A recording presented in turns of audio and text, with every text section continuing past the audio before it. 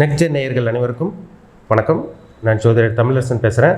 இன்றைக்கி நம்ம இந்த வீடியோவில் நம்ம எதை பார்க்க போகிறோம்னா நவம்பர் மாத பலன்கள், நவம்பர் மாத ராசி பலன்கள் பற்றி தான் நம்ம இந்த வீடியோவில் தெளிவாக பார்க்க போகிறோம். சரிங்களா?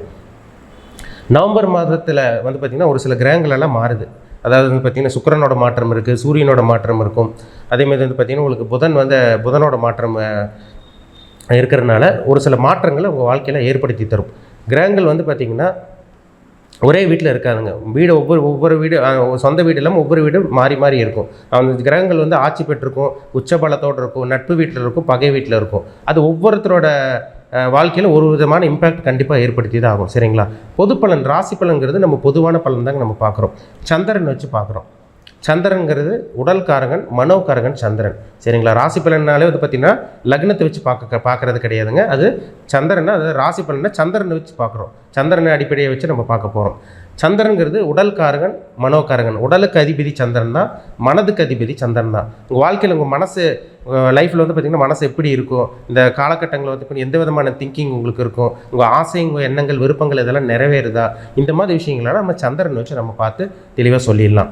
இப்போ பார்த்திங்கன்னா இந்த நவம்பர் மாதம் ஒரு சில கிரகங்கள் மாறுது. அது எப்படி இருக்குன்னு நம்ம பார்ப்போம். சரிங்களா? இப்போ குரு பார்த்திங்கன்னா கடகராசியில் இருக்கார், கேது சிம்மராசியில் இருக்கார், சுக்கிரன் பார்த்திங்கன்னா கன்னி ராசியில் நீச்சம் பெற்றிருக்காரு, சூரியனும் உங்களுக்கு துலாம் ராசியில் நீச்சம் பெற்றிருக்காரு, செவ்வாய் புதன் விருச்சக ராசியில் இருக்காங்க, ராகு கும்பராசியில் இருக்கார், சனி வக்ரம் பெற்று மீனராசியில் இருக்காங்க. இது நவம்பர் மாதம் 1ஆம் தேதிக்குண்டான கிரக நிலைகள். நவம்பர் மாதம் 2ஆம் தேதி பாருங்கள், சுக்கிரனோட பயிற்சி நடக்கும். அதோ நீச்சத்தில் இருக்க சுக்கிரன் சொந்த வீட்டுக்கு துலாம் ராசிக்கு ஆட்சி பெற்றுருவார், ஆட்சி பலத்தில் இருப்பார். நவம்பர் மாதம் 16ஆம் தேதி சூரியனோட பயிற்சி நடக்கும். அதே நீச்சமான சூரியன், துலாம் ராசியில் இருக்க சூரியன் உங்களுக்கு பார்த்திங்கன்னா விருச்சக ராசிக்கு போய் நட்பு வீட்டில், செவ்வாயோட வீட்டில், தனக்கு பிடிச்ச வீட்டில் போய் அந்த நவம்பர் 16ஆம் தேதி அமர்றதுனால அது ஒரு ப்ளஸ் பாயிண்ட் கொடுக்கும். நவம்பர் மாதம் 23ஆம் தேதி புதனோட பயிற்சி, அதாவது புதன் வக்ரமாய், விருச்சக ராசியில் இருக்க புதன் வக்ரமாய் உங்களுக்கு துலாம் ராசிக்கு வந்துடுவார். நவம்பர் மாதம் 26ஆம் தேதி மறுபடியும் சுக்கிரனோட பயிற்சி நடக்கும். அதாவது சொந்த வீட்டில் இருந்த சுக்கிரன், ஆட்சி பலத்தில் இருந்த சுக்கிரன் பார்த்திங்கன்னா விருச்சக ராசிக்கு பயிற்சி ஆயிடுவார்.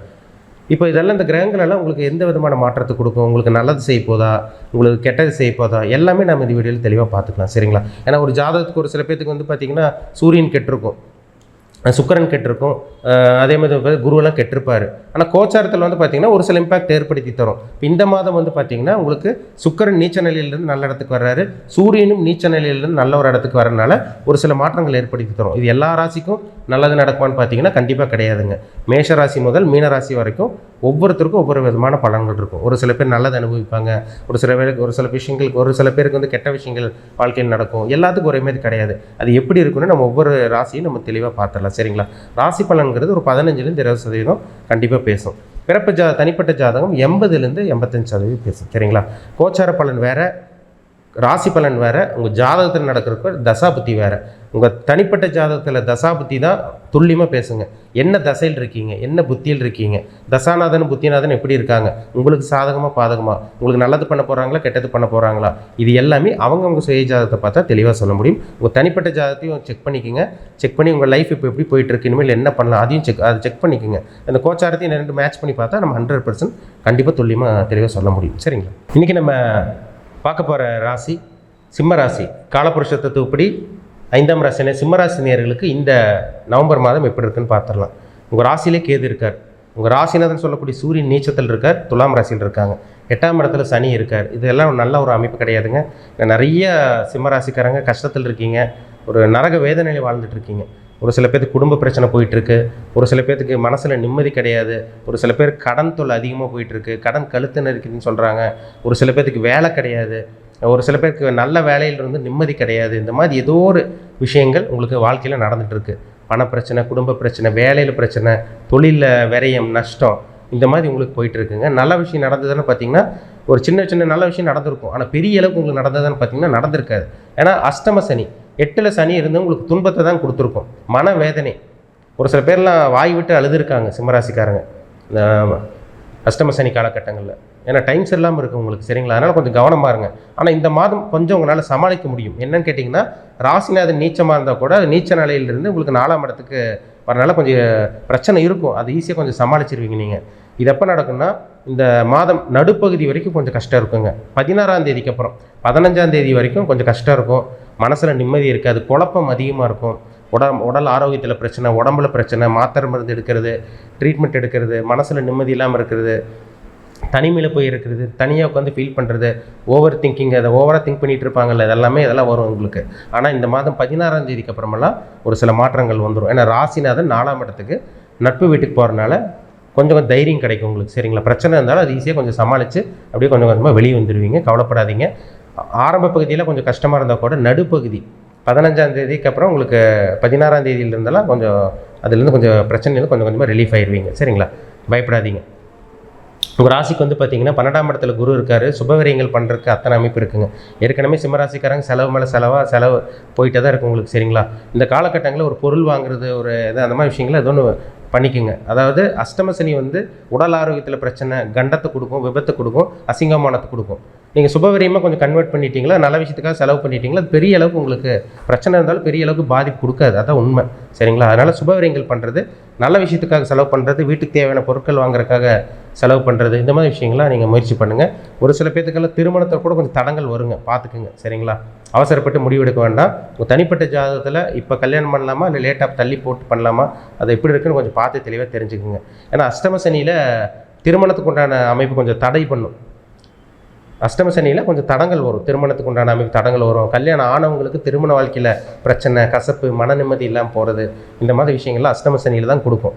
இந்த மாதம் 15ஆம் தேதிக்கு அப்புறம் 16லிருந்து ஒரு மாற்றம் கண்டிப்பாக உங்களுக்கு கிடைக்கும். சரிங்களா? பொறுமையாக இருங்க, அவசரப்பட வேண்டாம். ஒரு சில பேர் மனசே விட்டுருக்காங்க. சார் வாழ்க்கையே வேண்டாம், வாழ்க்கையை வெறுத்துருச்சு, எதுக்கு நாங்கள் வாழணும், யாருக்காக வாழணும், கையில் பணம் இல்லை, நிம்மதி கிடையாது, இந்த மாதிரி ஒரு சில பேர் சொல்கிறாங்க. ஒரு சில பேர் கையில் பணம் இருந்தால் கூட மனசில் நிம்மதி கிடையாது, குடும்ப வாழ்க்கையில் பிரச்சனை, இதெல்லாம் போயிட்டுருக்குங்க. ஒவ்வொருத்தருக்கு அந்த மாதிரி அவங்கவுங்க கர்ம அமைப்புப்படி சனி வந்து 8லேருந்து உங்களுக்கு பிரச்சனை கொடுத்துட்டு தான் இருக்கார் உங்களுக்கு. இந்த மாதம் சூரியன் ராசிநாதன், அதை மனதை குறிக்கிற கிரகம் சந்திரன், அந்த சந்திரன் என்ற வீட்டதிபதி சூரியன் நல்லா இருக்கிறதுனால கண்டிப்பாக ஒரு மனம், உடல் ஆரோக்கியத்தில் பிரச்சனை இருந்தால் கூட அதை கொஞ்சம் கொஞ்சமாக வெளியே வருவீங்க. உங்கள் கொஞ்சம் மனசில் இருந்த அந்த பிரச்சனைகள் இதெல்லாமே கொஞ்சம் கொஞ்சமாக கம்மியாக இருக்க வாய்ப்புகள் அதிகமாக இருக்குது இந்த 16ஆம் தேதிக்கு அப்புறம். சரிங்களா? ஆரம்ப பகுதி ஒரு 15 நாள் கஷ்டம் இருக்குங்க. 16ஆம் தேதிக்கு அப்புறம் 15, 16க்கு அப்புறமெல்லாம் கொஞ்சம் கஷ்டங்கள்லாம் கொஞ்சம் கொஞ்சமாக விலக ஆரம்பிக்கும். சரிங்களா? புதுசாக தொழில் ஆரம்பிச்சிட வேண்டாம், புதுசாக எங்கேயும் வேலைக்கு ட்ரை பண்ண வேண்டாம். அதாவது இருக்கிற வேலையை விட்டு வேறு வேலைக்கு ட்ரை பண்ணிடாதீங்க. சரிங்களா?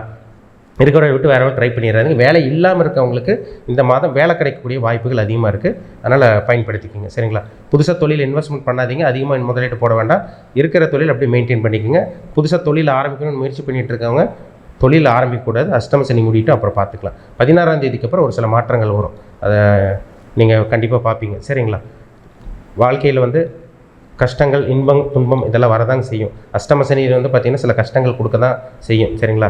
இதெல்லாமே மீண்டு கண்டிப்பாக இதெல்லாம் இதுவும் கடந்து போகுங்கிற மாதிரி இதிலிருந்தெல்லாம் மீண்டு கண்டிப்பாக சிம்மராசிக்காரங்க வெளியே வந்துடுவீங்க. 16ஆம் தேதிக்கு அப்புறம் நிச்சயமாக ஒரு சில மாற்றங்கள், சின்ன சின்ன மாற்றங்கள், நல்ல விஷயங்கள், நல்ல மாற்றமாக தான் உங்களுக்கு இருக்கும். பயப்படாதீங்க, தைரியமாக இருங்க.